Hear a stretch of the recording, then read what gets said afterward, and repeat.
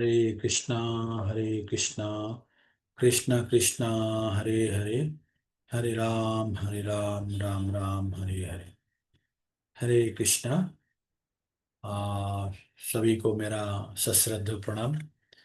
अभी एक हम सेशन के लिए जा रहे हैं, लेकिन उसके पहले कुछ मैं सोचा कि कुछ बात आप लोगों के साथ साझा कर लें। नॉर्मली हम लोग क्या सोचते हैं कि जो हमारा मनुष्य जीवन है, ये जीवन का उद्देश्य क्या है।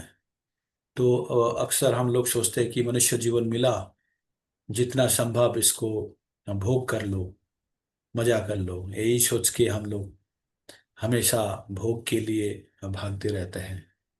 लेकिन सच्चाई ये है कि भोग के बाद हमारा ये इंद्रियों कभी तृप्त नहीं होगा।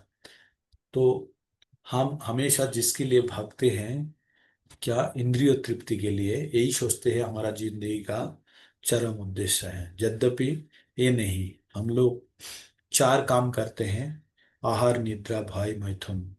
वो काम पशु भी करते हैं। तो इस प्रकार इंद्रिय भोग में हम अगर सोचते हैं अच्छा खाएंगे, अच्छा सोएंगे, अच्छा स्त्री संग करेंगे, विपदा होगा तो हम किसी का सहारा लेंगे, ठीक है। लेकिन ये तो कुत्ता भी करते हैं, अन्य पशु भी करता है। तो इसमें हमारा मनुष्य में और बाकी पशु में क्या अंतर है, ये पहले हमको जानकारी लेना होगा। आहार निद्रा भय मैथुन पशु भी करता है, मनुष्य भी करता है। लेकिन मनुष्य में एक चीज अलग है। वो क्या है?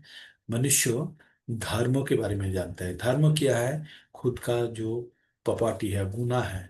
हम अतीत के बारे में जानने का प्रयास करते हैं, हम भविष्य के बारे में जानने का प्रयास करते हैं, हम खुद के बारे में जानने का प्रयास करते हैं। यही है, यही डिफरेंस है मनुष्य और अन्य पशु में। लेकिन एक चीज ध्यान रखना होगा, मनुष्य जो जोनी है, इसमें इसमें क्या है, हम कर्म करके हमारा अगला वाला जो गति है, वो ऊर्ध्व गति या निम्न गति हम हमारा हाथ में है। लेकिन जो अन्य जनी है, मनुष्य जोनी छोड़ के जो भी फॉर्म है, जो भी जोनी है, वहां पे Tinggal वहां पे hujan. हरे कृष्णा हरे कृष्णा हरे कृष्णा।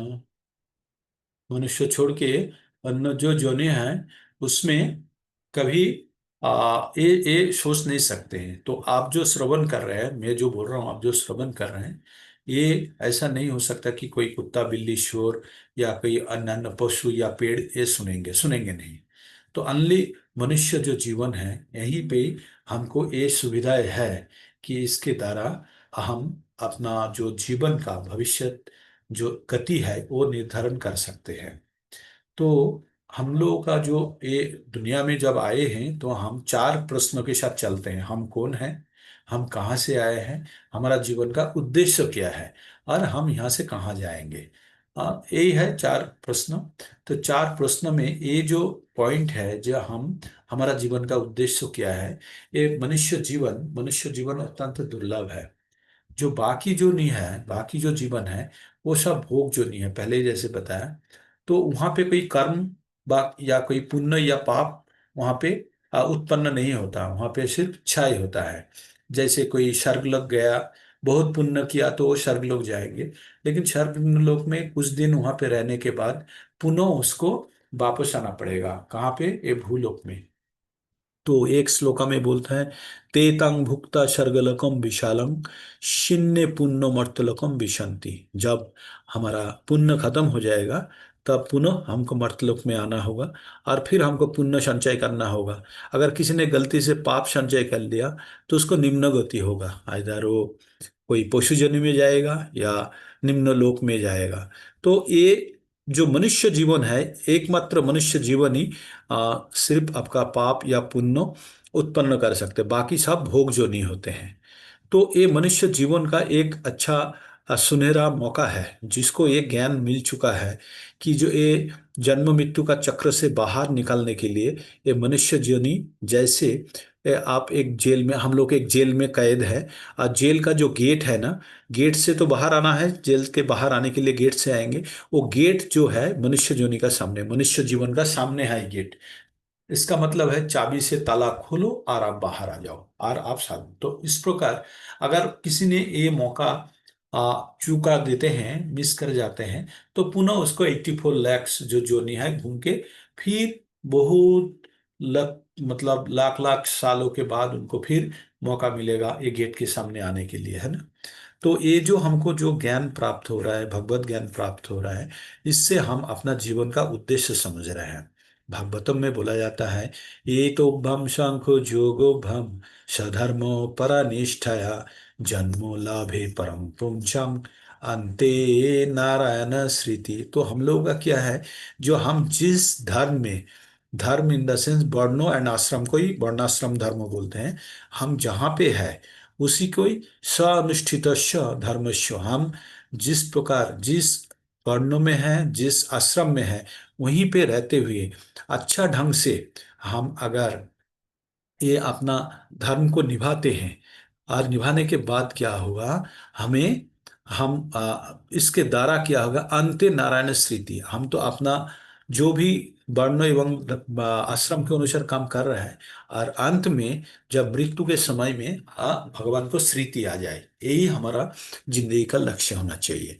तो अंत्य भगवान का स्मृति आ जाएगा तो क्या होगा, भगवान ने 8.5 में बोले हैं, अंतो काले च मामेव शरणमुक्ता कलेवरम जो प्रयाति सा मद्भावम याति नास्तत्र संशय। भगवान ने बोले हैं, जो मृत्यु के समय में देहो त्यागते वक्त जो भी भगवान को शरण करेगा, वो भगवान का भाव प्राप्त करेगा, इसमें कोई संशय नहीं है। तो इसका मतलब जो मनुष्यों का जीवन का उद्देश्य क्या है, अंत में नारायण स्मृति, मतलब मृत्यु के समय पे भगवान का शरण आना। और एक जगह पे और एक भागवतम का श्लोकों में बोलता है, अतो पुंभि द्विज श्रेष्ठो वर्णाश्रम विभागेश सनिष्ठित धर्मस्य स्वयं सिद्धिम हरित शनम। तो जो इसका मतलब ये है, बोल रहा है कि सुनो, श्रुतो गोस्वामी बोल रहा है, ये जो नैमिषारण्य के जंगल में किसको बता रहा है, शौनकादि ऋषि को क्या बोल रहा है, अतपुम्भी द्विज श्रेष्ठ, हे ब्राह्मणगण ये जान लो, जो जिस वर्ण एवं आश्रम में है, अगर उसी का स्वनिष्ठित धर्मस्य, और स्वनिष्ठ वो जो अपना धर्म है और अपना वर्ण है और अपना आश्रम है, ये दोनों में अवस्थित होते हुए अगर अपना कर्तव्य ठीक ढंग से पालन करते हैं, जिसके द्वारा हरि का तोषण होता है, हरि का संतुष्टि विधान होता है, तो उसका जिंदगी का पर्पस सिद्ध हो गया। तो वही बोलता है, अत पुंभि द्विज श्रेष्ठो वर्णाश्रम विभाग सनिष्ठित धर्मस्य स्वयं सिद्धिम हरि तोषणम। जब हरि का तोषण होता है, जो कर्म करता है जिसके द्वारा हरि का संतुष्टि विधान करता है, तो उसका जीवन का उद्देश्य भी सार्थक हो जाता है। हमारा जो आत्मा है, ये आत्मा बहुत लंबा एक यात्रा कर रही है, और वर्तमान शरीर है हमारा एक वाहन की तरह, आत्मा को कुछ देर तक कुछ दूरी तक लेके जा सकते हैं। लेकिन हम अगर हमें ये बुद्धि आ गया है, ये ज्ञान अगर हमें आ जाता है कि जिसके द्वारा हम क्या कर सकते हैं, हम इसी वाहन को यूज करके, व्यवहार करके हम अपना गंतव्य स्थल में पहुंच जाए। तो हमारा गंतव्य स्थल क्या है, हमारा गंतव्य स्थल है भगवान का धाम। वहीं वापस जाना है, जहां जाने के बाद और वापस नहीं आना पड़ता है। तो भगवान क्या बोलते हैं अपना धाम के बारे में, ना तद्भाष्यते शुचो ना शशांको ना पावक जत कत्तन निवर्तन्ते तद्धाम परम। बोलते हैं मेरा धाम में ना सूरज उठता है, ना चंद्रमा उठता है, ना आग व बिजली का जरूरत है, वो स्वउद्भाषित है, वो ऑटोमेटिक जलता है। और वहां जाने के बाद जो एक बार जाता है वहां से कोई वापस नहीं आता।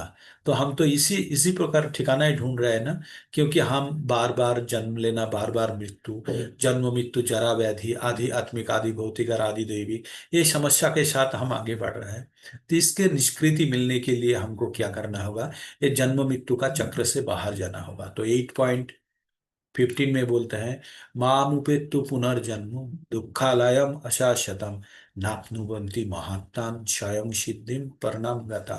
तो भगवान बोलते हैं, जे अगर भगवान को किसी ने अगर प्राप्त कर लिया, तो उसको जन्म मृत्यु का चक्र में और नहीं फंसना, या ये जो ये जो दुनिया का नाम क्या बोले, दुःखालयम अशाश्वतम, ये दुनिया का नाम है। दुख का आलय, दुख का स्थान है। अरे अशाश्वतम है। अगर आपने, आपका दुख है, कष्ट है, आपने फिर भी बोले मैंने एडजस्ट करके रह जाऊंगा, तब भी नहीं रह सकते हैं। तो ये पृथ्वी का नाम है, ये भूलोक का नाम है दुःखालयम अशाश्वतम। तो जितना भी हम प्रयास करें, जितना भी जो भी डॉक्टर लगाए, मृत्यु सबको एक दिन आएगा ही। भगवान क्या बोलते हैं क्या, मृत्यु सर्वहरस्य हम। भगवान मृत्यु के रूप में सब कुछ हर लेते हैं, सब कुछ हरण कर लेते हैं। तो किसी का रक्षा नहीं है। तो बुद्धिमान व्यक्ति का काम होगा कि ये मनुष्य जीवन रहते हुए ही इसका सही उपयोग करे और जन्म मृत्यु का चक्र से बाहर आ जाए। यही है हमारा जीवन का परम उद्देश्य। यही मैंने बोलने चाह रहा था। हरे कृष्णा कृष्ण कृष्ण हरे हरे, हरे राम राम राम हरे हरे।